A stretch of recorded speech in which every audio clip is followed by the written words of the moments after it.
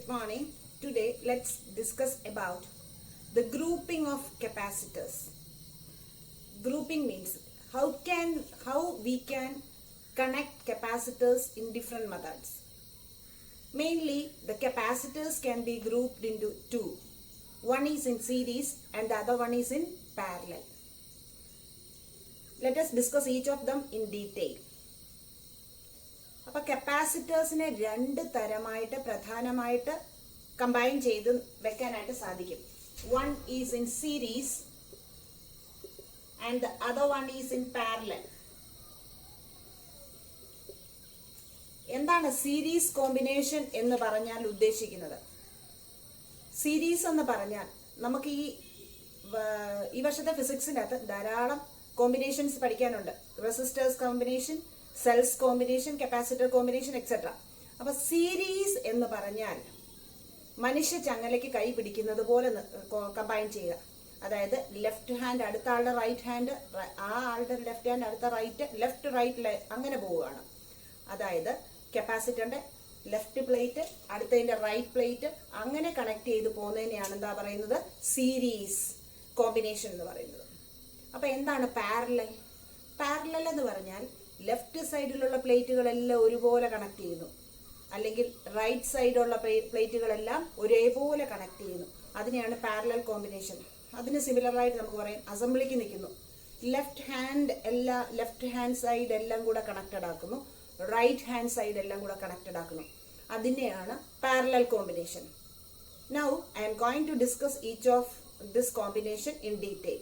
First, let us discuss about series combination. Series. Consider three capacitors of capacitance C1, C2 and C3 connected in series. അപ്പോൾ മൂന്ന് capacitors ആണ്. ആദ്യത്തേന്റെ value C1, രണ്ടാമത്തേന്റെ value C2, മൂന്നാമത്തേന്റെ value C3. These capacitors are connected in series. First plate, second plate is then connected to the first, then again the second is connected to the first. So this combination is called a series combination. So these three capacitors C1, C2, C3 are connected in series. അപ്പോൾ current ഒഴുകണമെങ്കിൽ ഒരു potential difference കൊടുക്കണം. ആ potential difference കൊടുക്കുന്ന source. അപ്പൊ ഞാൻ പറയുന്നു let V be the P D across the combination. V be the P D across the combination. അപ്പോൾ സോഴ്സിൽ നിന്ന് കറണ്ട് ഒഴുകും. കപ്പാസിറ്റർ കറണ്ടുമായിട്ട് ബന്ധപ്പെട്ടല്ല നമ്മൾ ഡിസ്കസ് ചെയ്യുന്നത്, ചാർജുമായിട്ടാണ്. അപ്പോൾ പറയുന്നു let plus Q be the charge flowing from the source. So that the first plate gets plus Q charge. By electrostatic induction, the second plate acquires negative Q, and the other first plate of the second capacitor acquires positive charge plus Q. Second plate acquires negative charge minus Q. Then the first plate of the third capacitor acquires positive charge plus Q, and the left plate acquires minus Q charge respectively. That means if a charge plus Q is drawn from the source, all capacitors charged with the equal polarity but equal magnitude but with opposite polarity alternately. All plates. അതാണ് അവിടെ സംഭവിക്കുന്നത്. കാരണം എന്താണ്? ഒരു series combination ആണ്. ഈ വഴി ഇങ്ങോട്ട് ഒഴുകി വരുമ്പോൾ there are no other way to flow the same charge. So the charge remains constant throughout the capacitors. അപ്പൊ വെള്ളം ഒഴുകി ഇങ്ങനെ അങ്ങോട്ട് വരുന്നു. വേറെ വഴിയൊന്നും ഇല്ലാത്തത് കൊണ്ട് വീതി ഇടുങ്ങിയാലും കൂടിയാലും ആ വെള്ളം അതേപോലെ ഒഴുകിപ്പോവും. അതിന് ഇക്വലന്റ് ആണ് ചാർജ് അല്ലെ കറണ്ട് ഒഴുകുന്നത്. അപ്പൊ സർക്യൂട്ടിൽ സീരീസ് കോമ്പിനേഷനിൽ കറണ്ട് അല്ലെങ്കിൽ ചാർജ് എന്തായിരിക്കും? സെയിം ആയിരിക്കും. പിന്നെ എന്തവിടെ ഡിഫറൻസ് വരുന്നു? ഇതിനെക്രോസ് ആയിട്ടും ഇതിനെക്രോസ് ആയിട്ടും വരുന്ന പൊട്ടൻഷ്യൽ ഡിഫറൻസ് വരുന്നു. Let V1, V2 and V3 are the potential difference across C1, C2 and C3 respectively. അപ്പോൾ ഈ കൊടുത്ത പൊട്ടൻഷ്യൽ ഇത് മൂന്നുമായിട്ട് ഡിവൈഡ് ചെയ്തെടുക്കുകയാണ് ചെയ്യുന്നത്.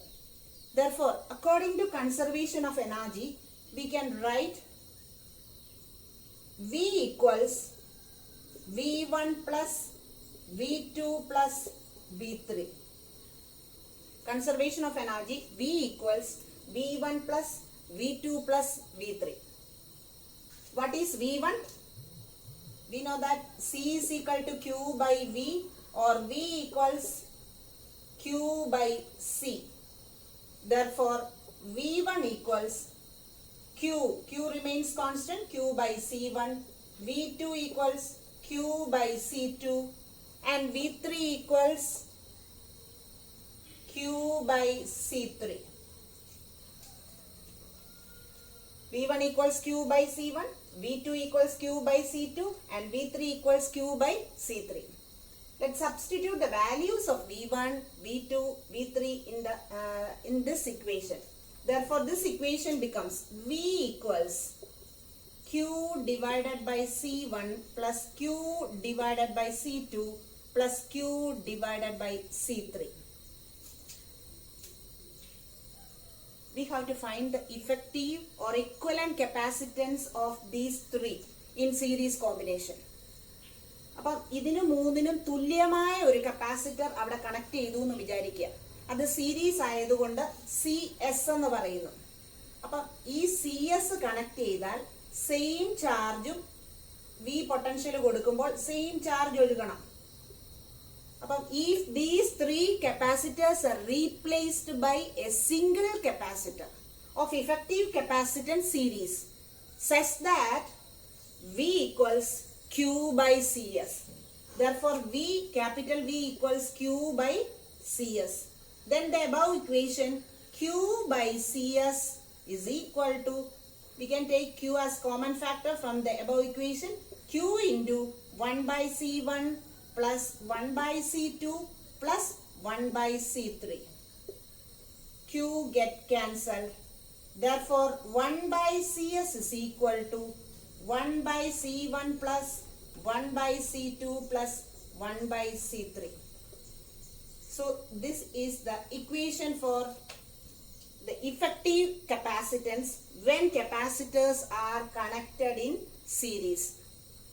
That is 1 by CS is equal to 1 by C1 plus 1 by C2 plus 1 by C3.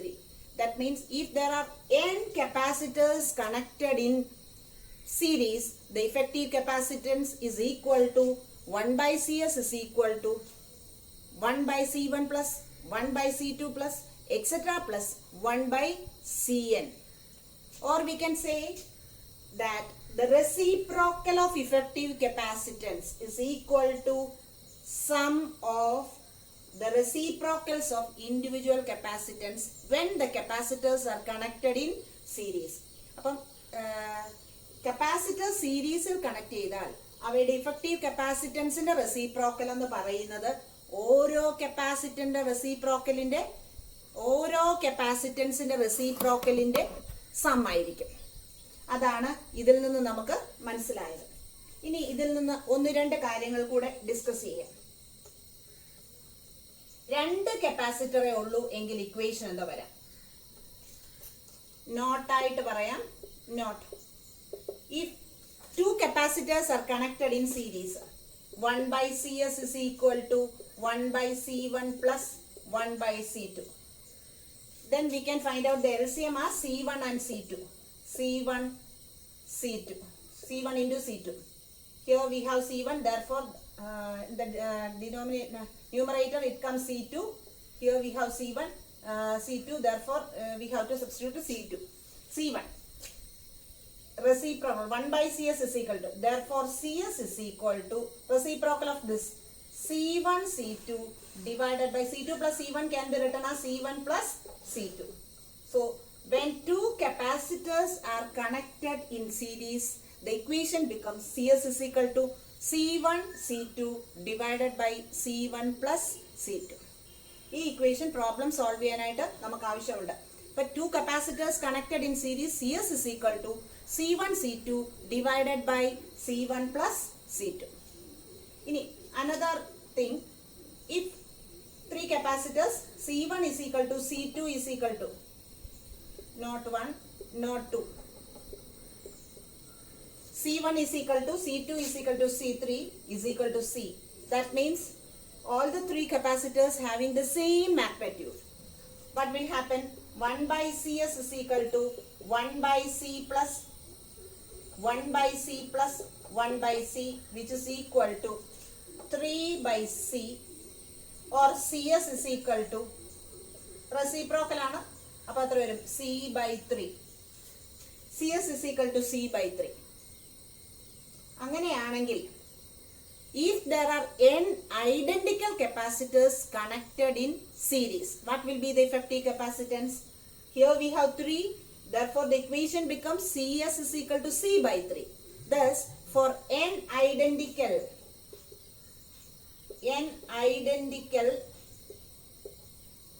capacitors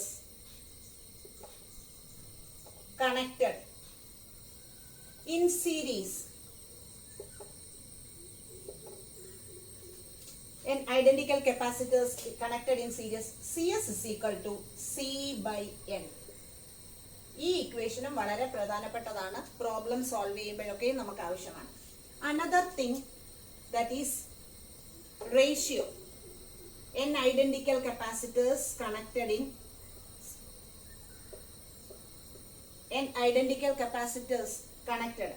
the ratio of n identical capacitors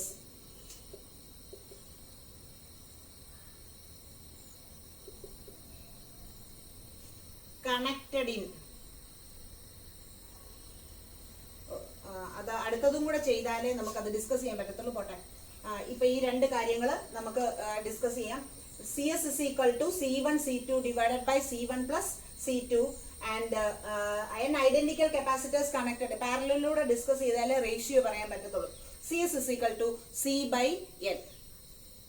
Now I am going to discuss about the parallel combination.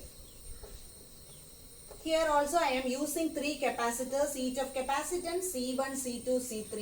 They are connected in parallel. Let three capacitors C1, C2 and C3. They are connected in parallel. Parallel connect ചെയ്യാൻ എല്ലാ left സൈഡും എല്ലാ right സൈഡും കൂടെ combine ചെയ്യുന്നു. C1, C2, C3 are connected in parallel. അതായത് first plate എല്ലാം ഒരു സൈഡിലോട്ട് കണക്ട് ചെയ്തു, സെക്കൻഡ് പ്ലേറ്റ് എല്ലാം മറ്റൊരു സൈഡിലോട്ട് കണക്ട് ചെയ്തു, അല്ലെങ്കിൽ ലെഫ്റ്റ് സൈഡ് എല്ലാം connected to a same point and the right side is connected to another point. Here also I am giving VE potential across the combination. Let V be the PD across the combination. ഈ പോയിന്റിനെ A എന്നും ഈ പോയിന്റിനെ B എന്നും പറയുന്നു, ഒരു junction ആണ്. അപ്പം ആദ്യം തൊട്ട് പറഞ്ഞ let C1, C2, C3 are the three capacitors connected in parallel and V be the PD across the combination. Let Q be the current charge flowing from the source. ഇവിടെ വന്നു എയിൽ എത്തുന്ന ചാർജിന് there are three paths, മൂന്ന് വഴികൾ കിടപ്പുണ്ട്. ഈ ഒരു വഴിയുണ്ട്, ഈ ഒരു വഴിയുണ്ട്. അപ്പൊ വെള്ളം ഒഴുകി വരുന്നതിന് തുല്യമാണ് കറണ്ട് ഒഴുകുന്നത് അല്ലെങ്കിൽ ചാർജ് ഒഴുകുന്നതെന്ന് ഞാൻ നേരത്തെ പറഞ്ഞു. അപ്പൊ വെള്ളം ഒഴുകി ഇങ്ങോട്ട് വന്നപ്പോൾ മൂന്ന് ഡിഫറെന്റ് വഴികളുണ്ട്. അപ്പൊ എന്തൊടുക്കും? ഈ മൂന്ന് വഴി കൂടെ വെള്ളം ഒഴുകാനുള്ള ടെൻഡൻസി ഉണ്ട്, വെള്ളം ഒഴുകും. അതേപോലാണ് there are three different paths, so the charge divides into three. Let Q1 be the charge flowing through C1, Q2 through C2 and Q3 through C3. Therefore, according to conservation, Q equals Q1 plus Q2 plus Q3. Q1 plus Q2 plus Q3. Charge മൂന്നായിട്ട് ഇവിടെ divide ചെയ്തു. പക്ഷെ ഇതെല്ലാം parallel ആണ്. Being parallel combination ഇതിന് across ഉള്ള പൊട്ടൻഷ്യലും C2 across ആയിട്ടുള്ളതും C1 across ആയിട്ടുള്ള പൊട്ടൻഷ്യൽ സെയിം ആയിരിക്കും. അപ്പൊ ജനറലി പറഞ്ഞാൽ being parallel connection the PD across each capacitor remains constant as V itself. V തന്നെയാണ്. അപ്പൊ നമ്മൾ ഇവിടെ കൊടുത്താൽ ഇവിടുത്തെ എല്ലാം പൊട്ടൻഷ്യൽ സെയിം ആണ്. Therefore Q equals CV ആണ്. Therefore Q1 equals C1 into V and Q2 equals C2 into V and Q3 equals C3 into V. Q3 equals C3 into V. Substitute the values in Q, that is Q equals C1V plus C2V plus C3V. അപ്പൊ നമുക്ക് equation കിട്ടിക്കഴിഞ്ഞു. ഇനി നമുക്ക് ഇതിന് മൂന്നിനും കൂടെ ഉള്ള equivalent capacitor കണ്ടുപിടിക്കണം. ഇതിന് മൂന്നിനും കൂടെ ഉള്ള പാരലാണെങ്കിൽ അതിനെ ഞാൻ CP എന്ന് പറയുന്നു. സെയിം ചാർജ് സെയിം പൊട്ടൻഷ്യലും കൊടുക്കുമ്പോൾ സെയിം ചാർജ് ഫ്ലോ ചെയ്താൽ അത് CP ആണെന്നിരിക്കട്ടെ. Let these three capacitors are replaced by a single capacitor of effective capacitance CP such that Q equals CP into V. But Q equals CP into V. Therefore, this equation CP equals CP into V equals C1V plus C2V plus C3V. V can be taken out. Therefore, V into C1 plus C2 plus C3, which on cancelling with V on the left side. Therefore, CP equals C1 plus C2 plus C3. C1 plus C2 plus C3. C1 plus C2 plus C3. This is the general equation for the capacitors when they are connected in parallel. ഇതിൽ നിന്ന് നമുക്ക് മനസ്സിലാക്കാം, if there are n capacitors connected in parallel, what will happen? The effective capacitance CP equals C1 plus C2 plus C3 plus etc. plus Cn. Similarly, note ആയിട്ട് പറയാം, note 1. C1 is equal to C2 is equal to C3 is equal to C. Therefore, CP equals C1 C plus C plus C. This is equal to 3C. Thus, for n identical capacitors when connected in parallel, effective capacitance is equal to NC. N identical capacitors connected in parallel. N identical capacitors in parallel. CP equals NC. N into C. 3 എണ്ണമായപ്പോൾ 3C ആണ്, 4 എണ്ണമായപ്പോൾ 4C, 5C അങ്ങനെ പോകും. അങ്ങനെയാണ് n എണ്ണം ഉണ്ടെങ്കിൽ എത്ര വരും? CP equals NC. That means when capacitors are connected in parallel, effective capacitance is the sum of the individual capacitance. ഇവിടെയാണ് നമ്മൾ നേരത്തെ പറഞ്ഞ റേഷ്യോ പറയുന്നത്. അപ്പൊ n identical capacitors connected in series വന്നപ്പോൾ CS is equal to C by N, and n identical capacitors connected in parallel വന്നപ്പോൾ CP is equal to NC. ഇനി ഇതിന്റെ റേഷ്യോയും കൂടെ കണ്ടുപിടിക്കാം. Note to ratio of n identical capacitors.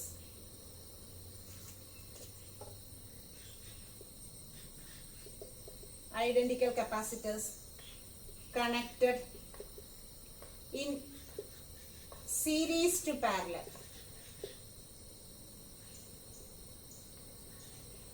അപ്പോൾ എന്താ ഒരു CS divided by CP. CS ന്റെ വാല്യൂ എത്ര? C by N divided by CP is equal to NC, that is 1 by N square. തിരിച്ചാണെങ്കിൽ if ratio of the n identical capacitors connected in parallel to series ആണെങ്കിൽ CP by CS is equal to CP യുടെ value എത്രയാണ്?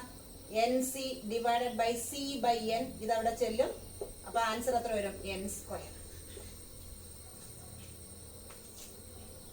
ഇതാണ് capacitors combination നമ്മൾ പഠിക്കുന്നത്. രണ്ട് തരത്തിലാണ്. Capacitors സീരീസും പാരലായിട്ടും combine ചെയ്യും. സീരീസ് കണക്ട് ചെയ്താൽ അവയുടെ ഇഫക്റ്റീവ് കപ്പാസിറ്റൻസ് കുറയും. നോക്കാം.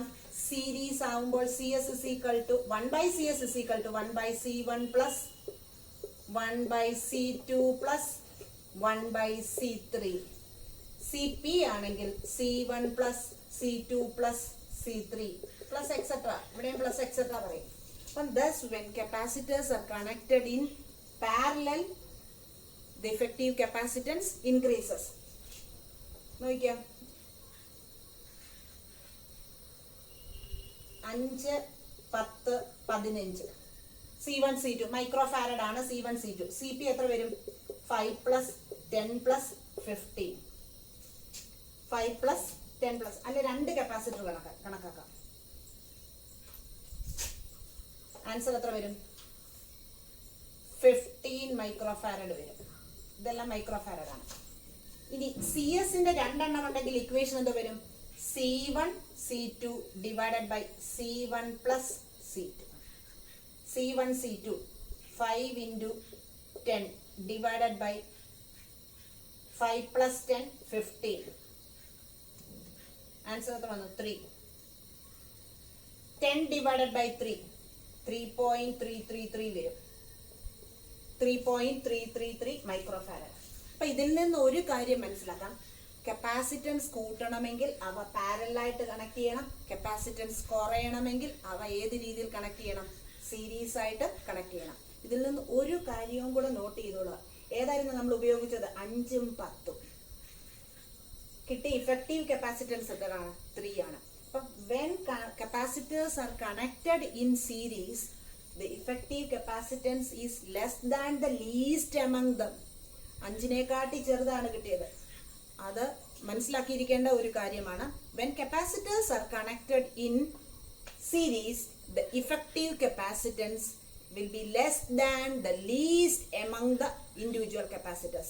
1, 2, 3 എന്ന് പറയുന്ന 3 കപ്പാസിറ്റേഴ്സ് കണക്ട് ചെയ്താൽ നമുക്ക് കിട്ടുന്നത് പാരലൽ ആണെങ്കിൽ 1 plus 2 plus 3 വരും. സീരീസിൽ കണക്ട് ചെയ്താൽ 1-നേക്കാട്ടിൽ ചെറുതായിരിക്കും അവയുടെ ഇഫക്റ്റീവ് കപ്പാസിറ്റൻസ്.